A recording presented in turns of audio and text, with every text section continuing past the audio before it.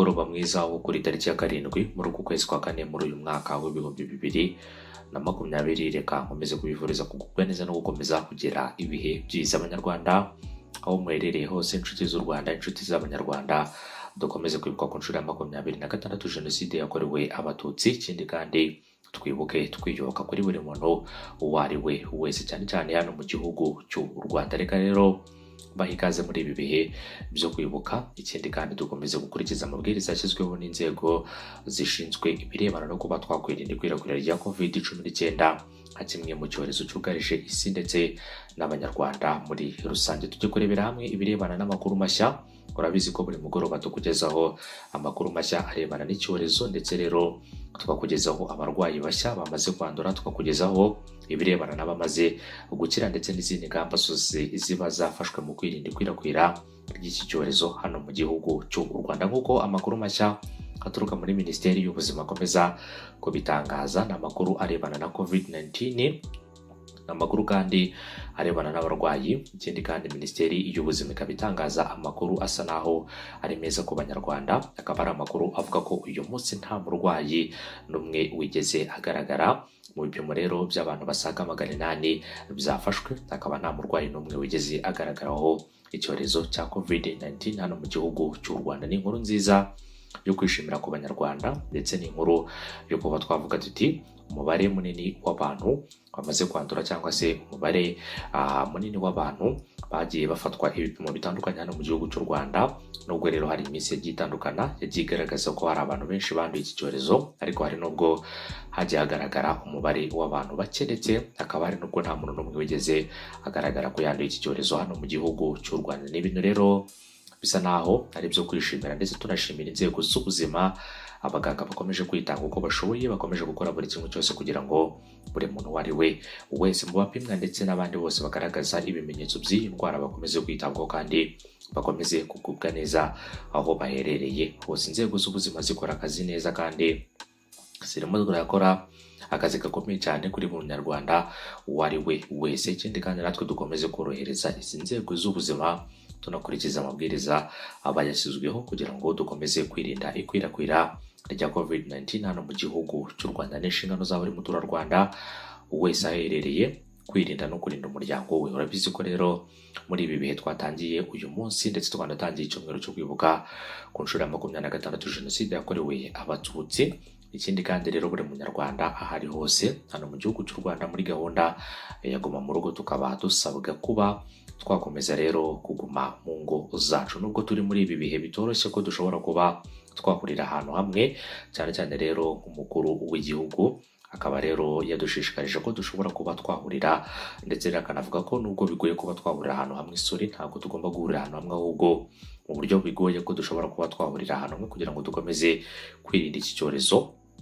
Ni ngombwa ko rero dufata ingamba zo kwibukira mu ngo zacu, tukibuka abacu, ariko nanone tukabaha agaciro turi mu ngo zacu kugira ngo dukomeze kwirinda iki cyorezo. Ikindi kandi Minisiteri y'Ubuzima ikavuga ko abarwayi bose barimo baravurirwa ahabugenewe, nta muntu rero urwaye urembye uhari, ndetse nta n'ukomeje kugaragaza ibimenyetso rero bya COVID-19. Muri aba bantu 105 tugifite mu mubare w'abantu bamaze kwandura iki cyorezo, hakaba harimo abagera kuri 7 bamaze gukira iki cyorezo, nk'uko Minisiteri y'Ubuzima ikomeza kugenda bitangaza. Gusa rero tukaba dukomeje kubana namwe kugira ngo tuzagende tubagezaho byinshi bitandukanye muri iyi minsi yo kwibuka, ndetse no muri iki cyumweru cyo kwibuka ku nshuro ya 26.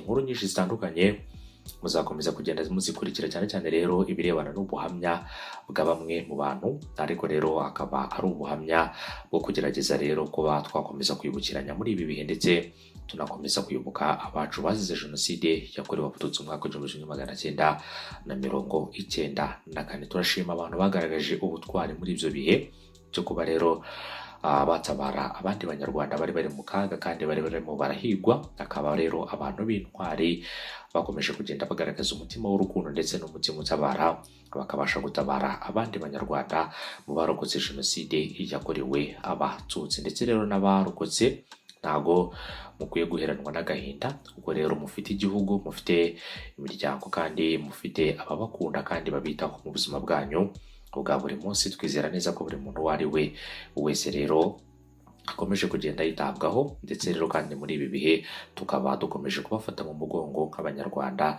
twese hamwe mu gihe twibuka ku nshuro ya 26 jenoside yakorewe abatutsi hano mu gihugu cy'u Rwanda. Nyuma rero ku birebana n'aya makuru ya COVID-19, ikindi kandi Minisiteri y'Ubuzima ikaba isaba abaturarwanda bose gukomeza kwitwararika nk'uko byatangajwe na leta y'igihugu cy'u Rwanda. Ingamba zongereweho rero igihe kandi zigomba gukomeza gushyirwa mu bikorwa.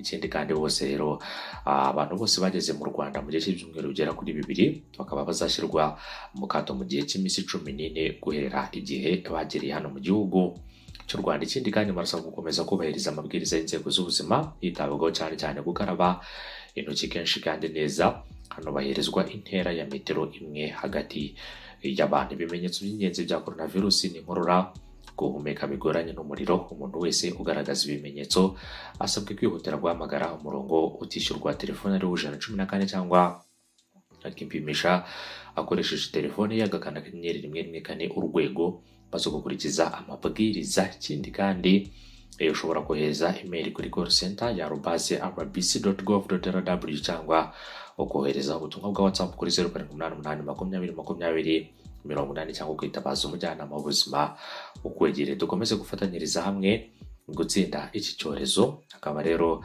ari itangazo rya Minisiteri y'Ubuzima ku barwayi bashya, kuvuga ko uyu munsi rero nta murwayi mushya wa coronavirus wagaragaye mu barwayi bagera kuri 800 cyangwa se mu bipimo bigera kuri 806 byafashwe. Ibi ngibi bikaba rero byatumye umubare w'abarwayi mu Rwanda uguma ku bantu 105. Muri aba ngaba bagera kuri 7 bakaba barakize nk'uko Minisiteri y'Ubuzima ibitangaza. N'akazi rero gakomeje gukorwa n'inzego z'ubuzima. Ikindi kandi natwe tukaba dusabwa gukomeza kwitwararika kugira ngo rero tube twakwirinda guha akazi gakomeye cyane inzego z'ubuzima. Yego nibyo ni inzego zikora akazi keza kandi ka buri munsi, ariko mu gihe twubahiriza amabwiriza, mu gihe tuguma mu ngo zacu, mu gihe dukurikiza amabwiriza aba yarashyizweho n'inzego zibishinzwe, tugomba rero gukomeza kubana muri ibi bihe kandi tukabicamo twese nk'abanyarwanda kugira ngo tuzabashe gutsinda ibi bihe turimo ndetse byugarije isi yose. Mu bihugu bigiye bitandukanye abantu bakomeje kugenda bisaba Imana bamaze kwandura iki cyorezo, ndetse n'abandi bakomeje kugenda bandura ku buryo bukomeye cyane. Gusa rero bimwe mu bihugu aho iki cyorezo cyatangiriye nko mu gihugu cy'Ubushinwa, bisa naho muri iki gihugu cy'Ubushinwa bamaze kubona umuti urambye wo kuba bakihangana cyangwa se bahangana n'iki cyorezo. Nta muti uhari n'urukingo. Imvugo umuti urambye rero ni uburyo ubwo ari bwo bwose bwo guhangana n'iki cyorezo. Nabo rero mu ngamba bagiye bafata z'uko abenegihugu b'igihugu cy'Ubushinwa bashobora kuba baguma mu ngo zabo, ariko bisa naho rero inzego z'ubuzima nazo zakoze ibishoboka mu guhangana n'iki cyorezo. Ibi ngibi rero akaba ari bimwe mu byagiye bigaragaza umutima ukomeye ndetse n'ubushake bwo kuba bafatanyiriza hamwe bagatsinda iki cyorezo ku birebana n'igihugu cy'Ubushinwa. Reka dushimire abafatanyabikorwa benshi batandukanye bakomeje kugenda bitanga muri ibi bihe bikomeye. Turashima rero Muhirwe, akaba n'umukire ukomeye cyane, bakaba bamwita Jack Ma, akaba ari umukire wemeye kwitanga byinshi bigiye bitandukanye kugira ngo rero akomeze gufasha umugabane wa Afurika, abatuye kuri uyu mugabane wa Afurika, ndetse n'inzego z'ubuzima zigiye zitandukanye mu bihugu bitandukanye. Mu bikoresho rero uyu mugabo yitanze kandi bikagera kuri ba nyirabyo, bikabagereraho igihe, kandi bikaba binakomeje gutanga ubufasha ku barwayi ndetse n'inzego zishinzwe kwita ku barwayi, arizo nzego z'ubuzima, aribo baganga bakomeje kugenda bakora akazi gakomeye kugira ngo twese ubuzima bwacu bukomeze kubungwabungwa kandi bukomeze kumererwa neza kuri buri muntu uwo ari we wese. Reka rero nkomeze kubifuriza kugira ijoro ryiza.